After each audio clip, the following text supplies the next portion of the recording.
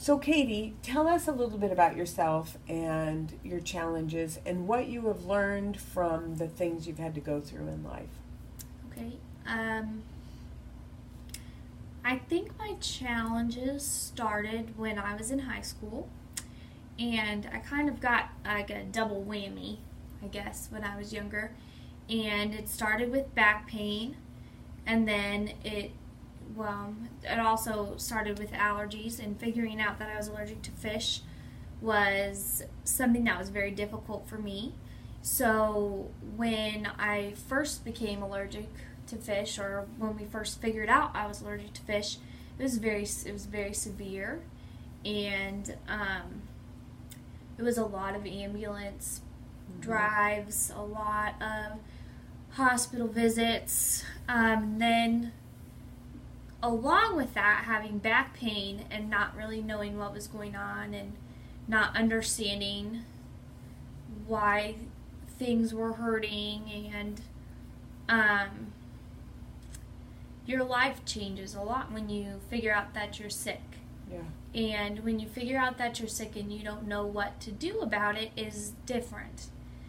We had gone to an allergist, and the allergist said that he wouldn't do allergy shots because of how severe that the allergies were. And I think that kind of left everybody in my family kind of like at a loss. Like, what are we supposed to do? How do we handle this? And a lot of it was me having to understand what things mean. And I really have discovered that the more you limit yourself, the more that you don't live. And I think it can be very hard to live when you're sick, but you have to do it.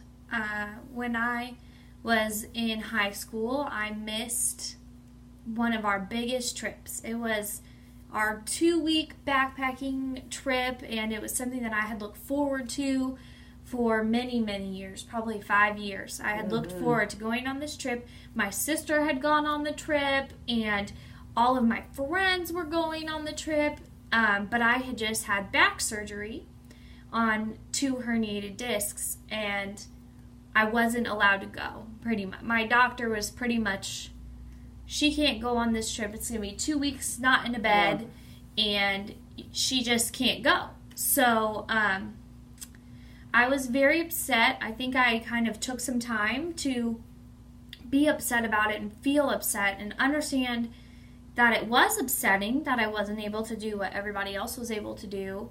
And then I just kind of said, you know what? I can't go. I'm going to figure it out on my own. Yeah. And I did my own study of the Arizona wilderness and understanding about Indians and understanding about things. And I ended up having a good time on my own. And I went to some museums and I did some things. So, you know, I mean, in my life, I've just figured out that, you know, sometimes you have plan A and sometimes you have to go with plan B, C, D, or E. Yep. And you have to, you live with it. And I once I got back from London, I traveled to London for college. And when I got back, I was officially diagnosed with rheumatoid arthritis. And when I was in London was when I started to feel really sick and my joints were hurting, and the doctors out there thought maybe I had a broken wrist, and anyway, and they couldn't find anything, and and I got home and they couldn't figure it out, and finally I got blood work done out here in Indiana, and they told me I had rheumatoid, and I went to my doctor's appointment just the other day, and the doctor goes, "You have the best attitude."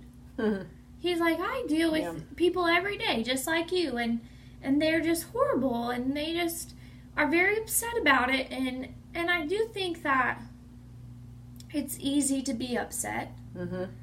And I do think that it's easy to feel sorry for yourself and feel sorry for the situation that you're in, because everyone around you feels sorry for you, and everyone around you tells you how sorry they are and how bad it must feel, and it's easy to get caught up in that.